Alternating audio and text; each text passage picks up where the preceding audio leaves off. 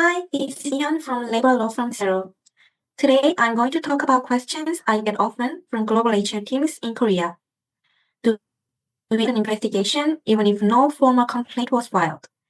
So let's go through the key points together in a way that you can apply directly in practice. Under Korean labor law, when workplace harassment occurs, the employer has several obligations. There's a whole list here, but today we are going to focus on one of them, the duty to investigate. This is the part that tends to create the most confusion, especially around how investigations must begin. Here's the legal foundation. It says that the employer must investigate once they receive a report or when they become aware of workplace harassment, and they must do this without delay. So the trigger is very broad.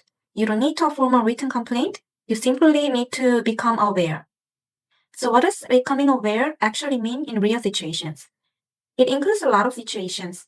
Something submitted through official channels, of course, but also an anonymous tip or even information that comes up during a normal grievance handling conversation, or maybe something that appears in the media. If the information gives you a reasonable basis to believe harassment might have occurred, that alone triggers your duty to act. Among the many scenarios, there are two that foreign HR teams ask about the most. First, when an employee resigns and writes workplace harassment as the reason. Second, when the company receives an anonymous tip through a whistleblowing hotline. These two create the biggest "do we still have to investigate" questions.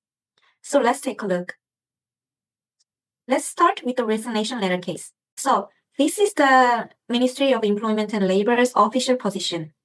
Even if an employee does not submit a complaint, and only writes resignation due to workplace harassment, the employer is still considered to have become aware. So the employer should reach out to the employee to check what actually happened. It's not about pressuring them. It is to decide whether an investigation is needed. In practice, here's what you do. You contact the employee once. If they do not want to talk, that is completely fine. You shouldn't push. If they do want the company to look into it, then you continue with interviews, reviewing relevant records, and speaking with any potential witnesses. And whatever you do, make sure everything is documented. That's what shows you fulfilled your obligation. By the way, one small but important point here.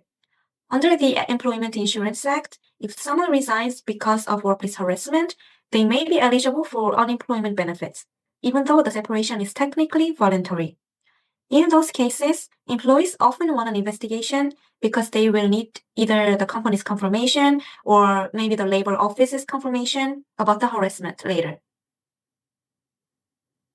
And now the second case, anonymous hotline reports.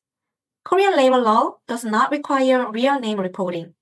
So even if you receive an anonymous tip, the employer still has to initiate an investigation. But harassment investigations require specific facts, dates, locations, statements, and behaviors.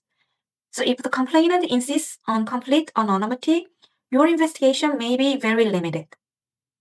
So the MOEL, Ministry of Employment and Labor, their guidelines published in 2024 also say that you can proceed without disclosing the complainant's identity, but you should let them know that full anonymity may limit how much you can verify. What happens if we do nothing? If the company does not investigate after becoming aware of potential harassment, the labor office may send an administrative order. This usually instructs the company to conduct the investigation and then report back with the results. So the order typically includes three things. First, a deadline by which the company must complete the investigation.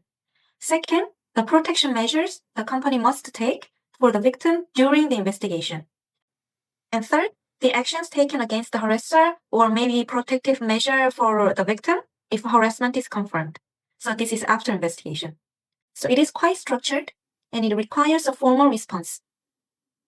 And if the company does not comply, there may be an administrative fine of up to 5 million won. The fine itself is not huge, but the bigger issue is the compliance risk and the labor office's continued monitoring. So it's always better to handle it early and document everything. Alright, that covers the main scenarios where Korean employers must begin an investigation, even when there is not a formal complaint. So, If your company wants support investigating cases or maybe reviewing your internal procedures about harassment, feel free to reach out to us at Labor Law from SAERO. Thanks for watching.